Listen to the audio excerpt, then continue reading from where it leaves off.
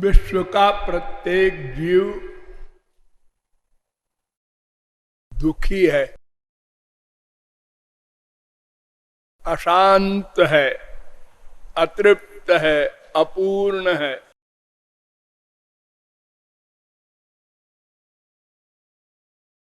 इसके विपरीत वह आनंद चाहता है, तृप्ति चाहता है, शांति चाहता है।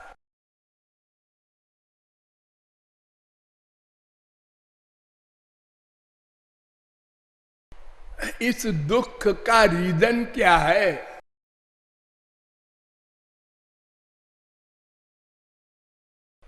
वेद कहता है यदा सर्वे प्रमुच्यन्ते कामा ये हृदयश्रिता अथ मृत्यो मृतो भवत्यत्र ब्रह्म समश्नुते।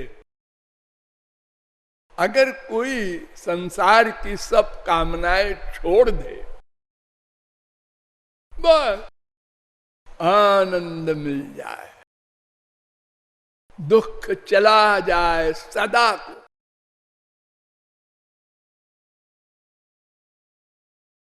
कठोपनिषद दूसरे अध्याय के तीसरी बल्ली का 14वां मंत्र।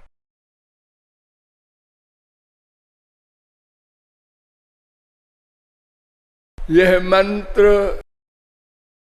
साठ्यायनी उपनिषद में भी है।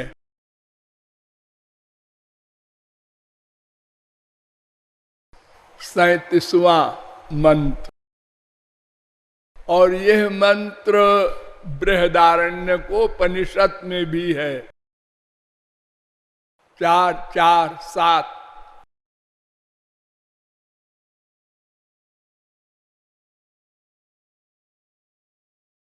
कामनाओं को छोड़ दो बस।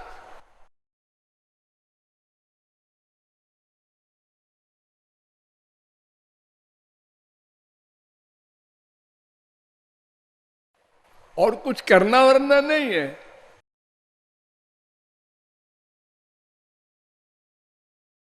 संसार की कामना आते ही दुख का निमंत्रण दे दिया आपने।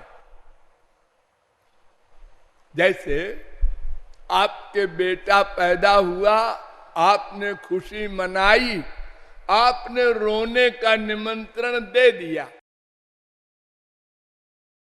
उसके मरने पर रोना पड़ेगा। जितनी अधिक खुशी मनाओगे उतना अधिक रोना पड़ेगा।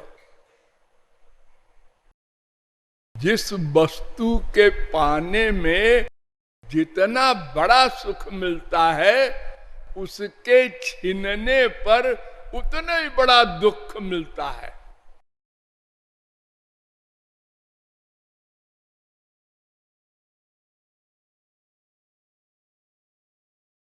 गीता भी कहती है विहाय कामान जस्तर्वान पुमां चरत निष्प्रिय निर्ममो निरहंकार सशांति अधिगच्छति।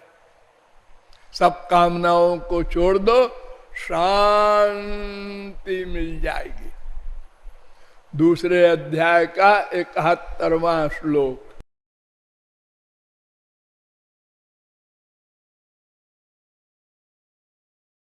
और भागवत में तो बड़ा सुंदर निरूपण है। प्रहलाद और नृसिंह का आख्यान। जब हिरण्यकशिपु को मार दिया, तब अभिनंदन के लिए प्रहलाद को आगे करके सब ब्रह्मा विष्णु शंकर गए, स्तुति वगैरह किया। तो नृसिंह भगवान नॉर्मल हुए। जब नॉर्मल हुए तो उन्होंने प्रहलाद को उठा लिया,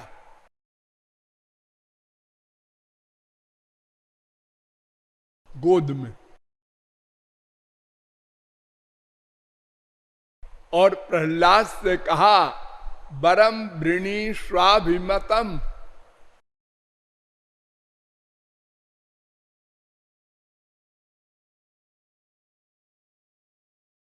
सात नौ 52 भागवत। बेटा वर मांगो।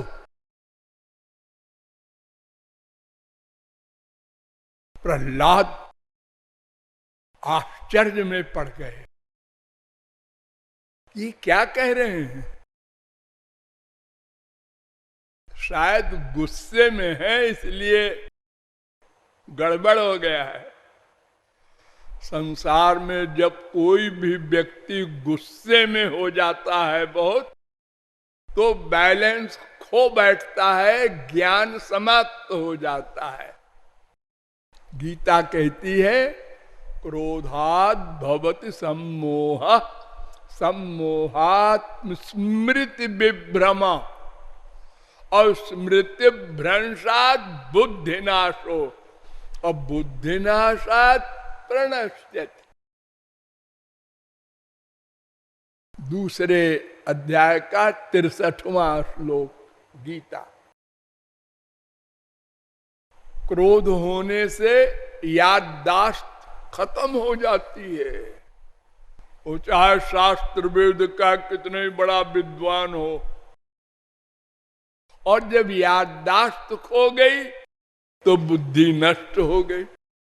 फिर एक घोर मूर्ख और घोर विद्वान बराबर हो गए। तो इस समय ये गुस्से में है, मेरे बाप को मारा है, इसीलिए अंड बंड बोल रहे वर मांगो। मैं कोई मांगता हूं, भिखारी हूं? मैंने कुछ मांगा है क्या? अरे मैंने तो इतने खाली बाप से कहा है हाँ हाँ इसमें भी मेरा राम है। मेरे बाप ने पूछा है क्या इस खंभे में भी तेरा भगवान है? उन्होंने कहा हाँ है। इतने में वो आ गया भगवान। तो आ गए आप, तो आप ये कैसे कह रहे हैं कि मांगो? अरे हमने अगर कुछ मांगा होता कि आके दे दो, तब तो कोई बात थी। जैसे ध्रुव को जब अपमानित किया विमाता ने, तो उन्होंने ये सोच के और साधना की कि हम राजा बन के दिखा देंगे। कामना थी उनकी, लेकिन मैंने तो कोई कामना की नहीं। ये कैसे कह रहे हैं परम वृणीस्व अभिमतम? तुम जो चाहते हो, चाहते हैं, हम कहा कुछ चाहते हैं।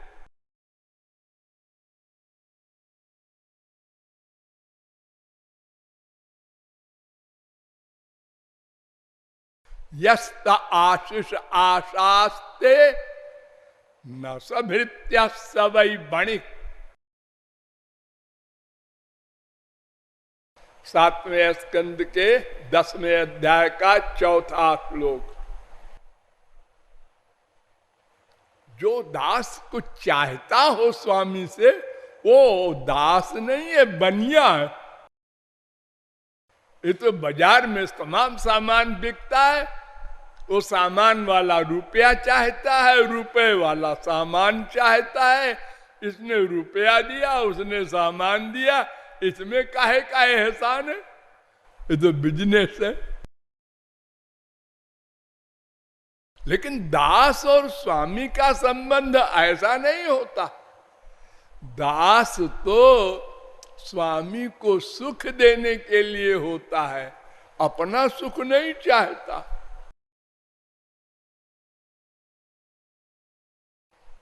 अहं त्वकामस्त्वद्भक्त त्वंच स्वाम्यन पाश्रय। 7-10-6। मैं बिना कामना वाला दास हूं और आपको हमसे कुछ चाहिए नहीं। आप तो परिपूर्ण है, मेरे पास क्या है जो आप लेंगे? और जो है भी वो सब आपका दिया हुआ है। ये शरीर भी आपने माँ के पेट में दिया, न मेरी माँ ने बनाया शरीर, न बाप ने, न मैंने, किसी ने बनाया क्या? और आत्मा तो आपका ही है, दास, पुत्र, अंश। और अगर कुछ आप जबरदस्ती कहते हैं नहीं नहीं ये शरीर तेरा है, दे दे, तो आपको ये शरीर लेके क्या तुम मिलेगा? गंदा शरीर, गंदा मन।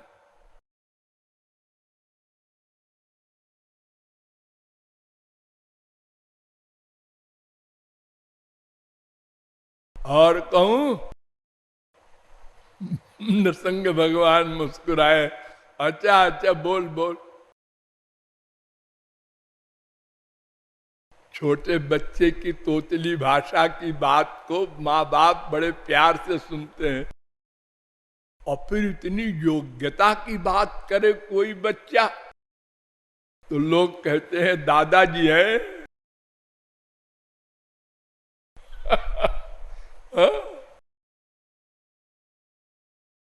तुमने कहा मांगू? हाँ हाँ मांग, वही तो मैं कह रहा हूं, मांग। कामानाम हृदय संरोहम भवतस्तु वृणे भरम। 7-10-7। मैं कभी कुछ न मांगू, ये मांग रहा हूं। वाह, क्या बढ़िया बर है। मैं कभी कुछ न मांगू, मेरी मांगने की भावना कभी हो ही ना भविष्य में। वर्तमान में तो नहीं है, लेकिन भविष्य में क्या पता कुछ गड़बड़ हो जाए, हमारा भी खोपड़ा, और कुछ मांग बैठूं। संसार में बहुत से लोग कहते हैं हमने जीवन में, एक आदमी आया था 1000 दे रहा था, हमने कहा मैं घूस नहीं लेता।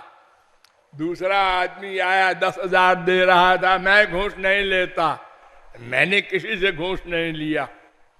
इतने में एक आदमी आया, उसने कहा 10 लाख दूंगा। 10 लाख दे दे। अरे मनुष्य की बुद्धि का क्या भरोसा है। तो इसलिए पक्का कर दे भविष्य के लिए भी। तो उसने बड़ी चालाकी से कहा मैं आपसे ये वर मांगता हूं कि सदा के लिए मेरी कभी कामना न हो मांगने की। और बोलू? हाँ बोलो बोलो। इंद्रियाणि मन प्राण आत्मा धर्मो धृतिर्मति ह्री श्री तेज स्मृति सत्यम यस्य नश्यन्ति जन्मना।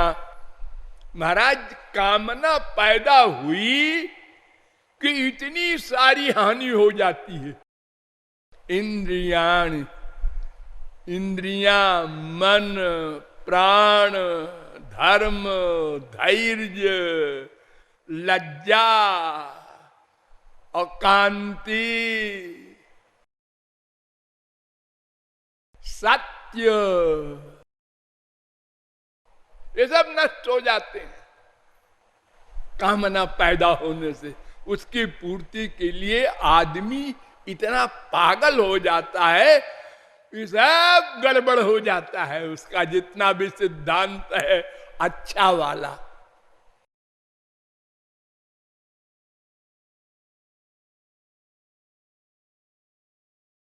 हाँ, आप कुछ आज्ञा दें अगर, तो वो शिरोधार्य है, उसके लिए मना नहीं कर सकता, मुझे अधिकार नहीं, मैं तो दास हूं ना। अगर आप कह दे मैं आज्ञा देता हूं खड़े रहो ऐसे 10 घंटे, बिल्कुल। तो नृसिंह भगवान ने कहा मैं आज्ञा दे रहा हूं, एक मनवंतर राज्य करो। एक मनवंतर 4,32,000 वर्ष का कलयुग, इसका दूना द्वापर और कलयुग का तिगुना त्रेता, कलयुग का चौगुना सतयुग, ये सब 43,20,000 वर्ष का। और 71 बार ये चारों युग बीत जाए तो एक मनवंतर 30,67,20,000 वर्ष का एक मनवंतर। इतने दिन राज्य करो, आज्ञा है। ने कहा यस करेंगे। प्रहलाद कह देते कि महाराज ये राज्य फाज्य का चक्कर क्यों लगा रहे हो मेरे पीछे, मैं तो गोलोक चलूंगा, आपके साथ रहूंगा वहां। ना, दास को अधिकार ही नहीं बोलने का कि मैं तो ऐसा चाहता हूं। आप लोग ध्यान दीजिए, आप लोगों को भी कभी कोई गुरु मिले और सेवा की भावना पैदा हो तो ये सिद्धांत याद कर लीजिए, मैं तो ऐसा चाहता हूं। तुम्हारे चाहने से के अनुसार चलेगा गुरु? अरे तुम उसके शिष्य हो कि वो तुम्हारा शिष्य है? मेरी तो ऐसी इच्छा है, आप रसगुल्ला खा लीजिए, आपको डायबिटीज है तो हमसे क्या मतलब।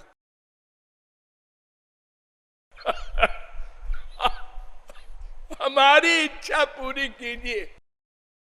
और एक चौपाई है रामायण की, वो याद कर लिया, बोल दिया,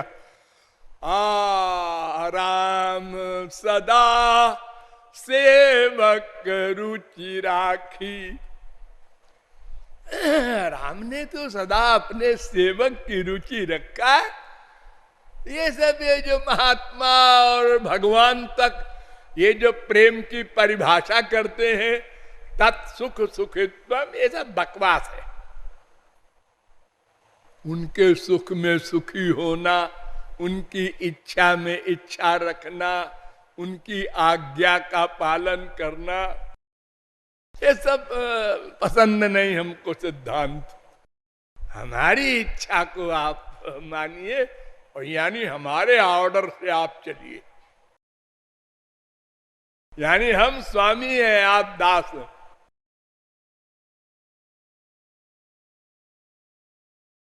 तो कामना आई कि सब दुख मुसीबत अशांति अपने आप आ जाती है।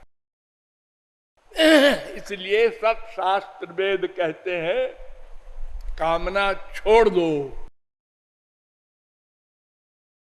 काम हेष, क्रोध हेष, रजोगुण समुद्भव, महाशनो महापापमा विद्धेन मिह वैरिणम। अर्जुन, ये काम क्रोध दो रोग बड़े भयानक हैं, को मारो, पास न आने दो। तीसरे अध्याय का 37वां श्लोक।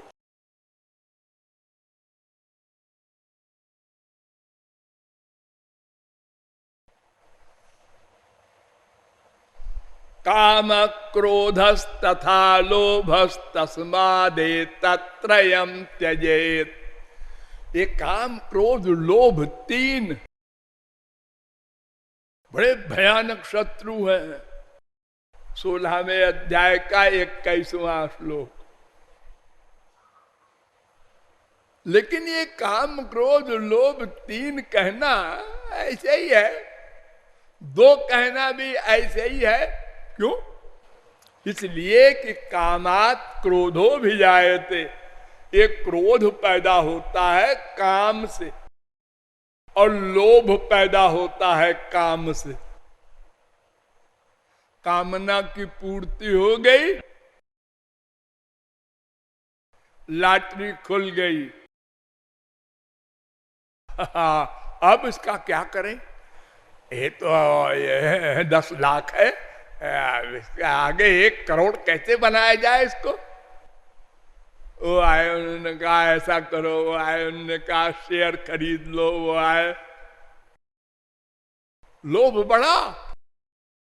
और अगर चला गया, वो शेयर डाउन हो गया तो क्रोध आया, उस बेवकूफ ने हमको फंसा दिया, हमारा रुपया सब चला गया। अभी हमारे देश में 3-4 लोगों ने एक साथ नाटक किया, हमको रुपया दो, हम तिगुना कर देंगे। किसी ने साल भर का वादा किया, किसी ने 3 महीने का वादा किया, और 10-20 लाख नहीं, अरबों रुपया इकट्ठा कर लिया उस ठग ने, और गायब हो गया। अब जितने लोगों का रुपया गया, उनकी क्या हालत हुई होगी? तो कामना से लोभ पैदा होता है, उसके पूरे होने पर, और न पूरे होने पर क्रोध आता है। अरे दिन में 50 बार तो आप लोग अनुभव करते हैं, मां से, बाप से, बेटे से, बीबी से। जरा सी बात आपने बीबी से कहा, बेटे से कहा, ऐसा कर दो, वो नहीं कर रहा है, गाली गलौज शुरू हो गई। 1 सेकंड में गुस्सा आता है। तो मेन चीज कामना है, इसी से सारे दुख हैं। लेकिन अगर पता लगाए कि ये कामना कहां से आ टपकी, यानी कामना का मूल क्या है, रीजन क्या है, संसार की कामना क्यों पैदा हुई? सबकी, हाँ सबकी।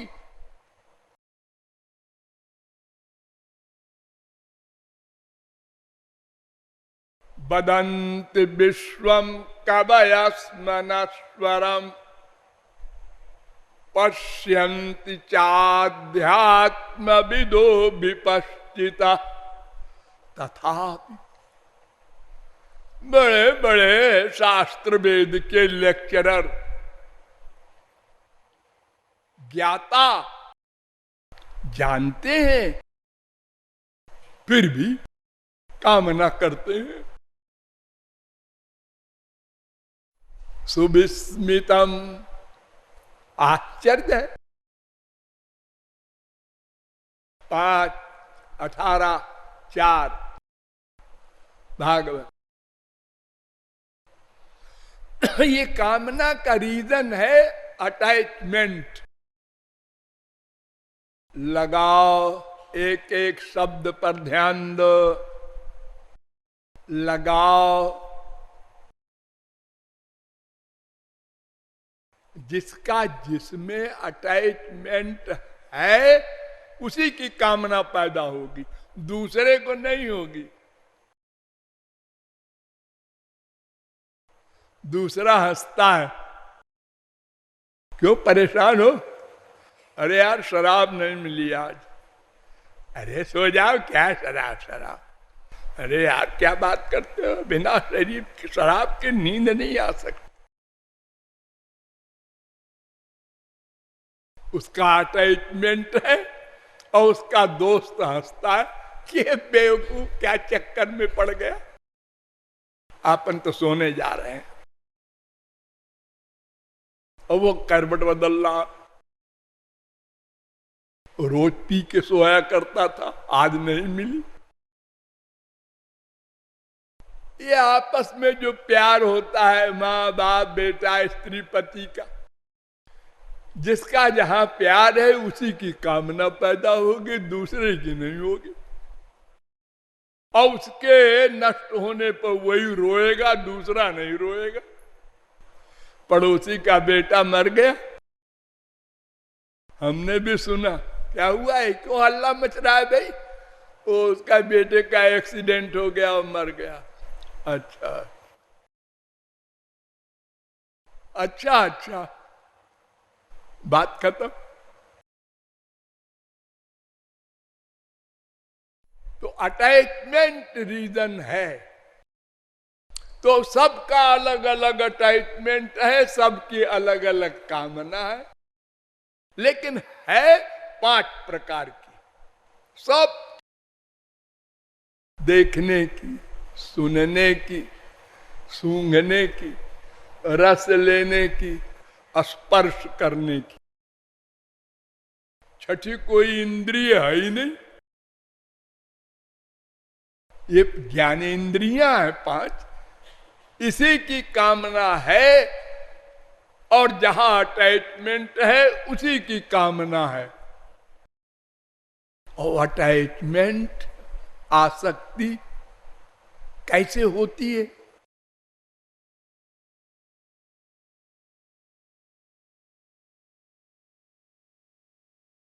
जिस विषय में, जिस वस्तु में हम बार बार सुख का चिंतन करते हैं,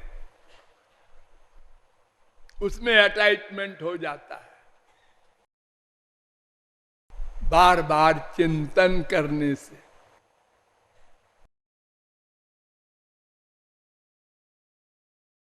और चिंतन किसी का क्यों करते हैं? इसलिए करते हैं कि सुख की बीमारी है हमको। बीमारी जैसे आंख की बीमारी है देखने की, पेट की बीमारी है, भूख लगती है, सबको लगती है। हाँ, पशु पक्षी मनुष्य, ये क्या बीमारी लगा दिया भगवान ने? सबको भूख लगती है, खाना चाहिए। न लगे मत खाने की इच्छा करो। अरे कैसे न करेंगी, वो रहा ही नहीं जाता। 24 घंटे भी अगर न खाए तो खाने का चिंतन होता रहता है। हरे राम भले ही मुंह से बोलते रहे, वो अंदर से पता नहीं क्या बीमारी है। ऐसे ये आनंद की कामना की बीमारी नेचुरल है, तो नेचर को कोई काट नहीं सकता चिंतन के द्वारा या किसी उपाय के द्वारा। देखो, आग का धर्म है जलाना, प्रकाश करना। उसे कोई मिटा के दिखावे, जड़ वस्तु है, लेकिन उसका स्वभाव है, वो रहेगा। तो ये जीवात्मा का स्वभाव है आनंद, क्योंकि भगवान का अंश है। ये रीजन। हाँ, तो अब आप समझ गए कि आत्मा परमात्मा का अंश है, परमात्मा आनंद रूप है। इसलिए आत्मा का नेचर है आनंद पाने की नेचुरल कामना। वो कामना अज्ञान के कारण, ध्यान दो, अज्ञान के कारण संसार दिखता है, इसलिए उसी की कामना करता है। क्योंकि अज्ञान आ गया तो अपने को देह मान लिया। जब देह मान लिया तो देह की इंद्रियों का जो सुख था उसी को कामना बना ली, और सबने अलग अलग बनाई। हाँ, ये साहब इंजीनियर साहब तो बिना आलू के खाना खा ही नहीं सकते।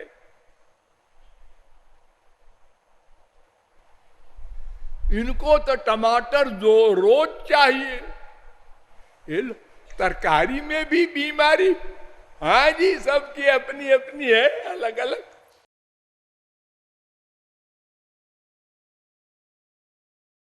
एक माँ जिसके 4 बच्चे हैं वो इसी से परेशान रहती है। एक बच्चा कहता है हमको मम्मी ये बनाओ, दूसरा कहता है, मम्मी कहती है मैं गरीब माँ, तुम लोगों को 4 प्रकार की रोज तरकारी कैसे बनाऊं?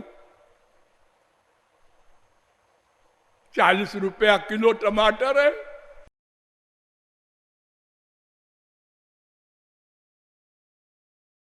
हाँ, तो इस प्रकार आनंद के नेचर के कारण और अज्ञान प्लस हो गया तो अपने को देह मान लिया, तो संसारी कामनाएं पैदा की, बार बार चिंतन किया, किसी ने किसी में सुख का, किसी ने किसी में, उसमें अटैचमेंट, अटैचमेंट से कामना, कामना पूरी हो गई तो लोभ, कामना पूरी नहीं हुई तो क्रोध, फिर उसके आगे ईर्ष्या, द्वेष, ये सब आगे और परिवार है उसके आते गए। तो ये कामनाएं तो हम तब छोड़ सकते हैं जब आनंद कोई दे दे। बस कंक्लूजन। ऐसे बोलने से वेद बोले चाहे भगवान के बाप बोले, ये जाएंगी नहीं कामनाएं। हमको आनंद दे दो, बस हम संसार की कामना क्यों करेंगे? भगवान का आनंद मिल जाएगा तो। अरे किसी को 10 रुपए मिले और एक जगह 20 रुपया मिले तो 10 रुपए वाले में क्यों जाएगा? और फिर उल्टा संसार में दुख, चप्पल, जूते मिल रहे हैं, भगवान के यहां आनंद मिल रहा है, अगर वो मिल जाए तो इधर कोई देखेगा? रसगुल्ला खाने वाला गोबर गुल्ला खाएगा?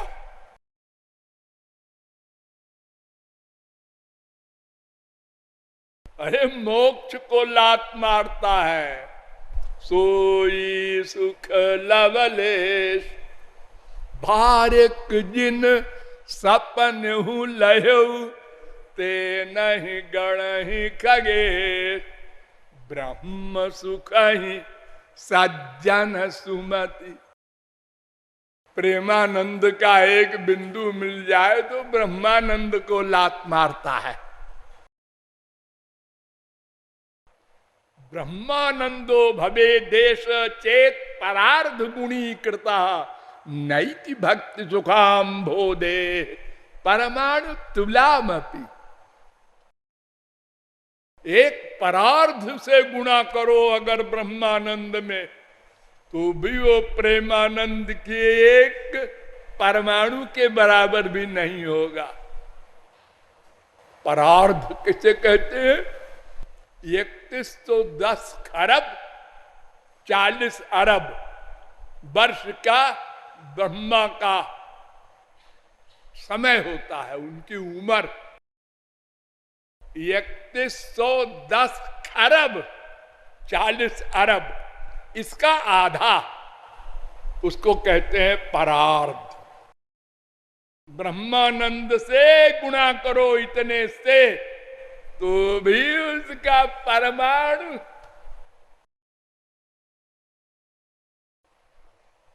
अतएव और कोई आनंद दे दे, इम्पॉसिबल। अरे अगर भगवान को देना होता तो संसार ही क्यों रहता? अगर किसी संत को अधिकार दे देते कि अब बेटा तुम सबको दे दो, कोई साधना करे चाहे न करे, तो भी संसार समाप्त हो जाता। लेकिन न भगवान कर सके न संत कर सका कोई। इसका मतलब कुछ बात है, वो फिर बताएंगे।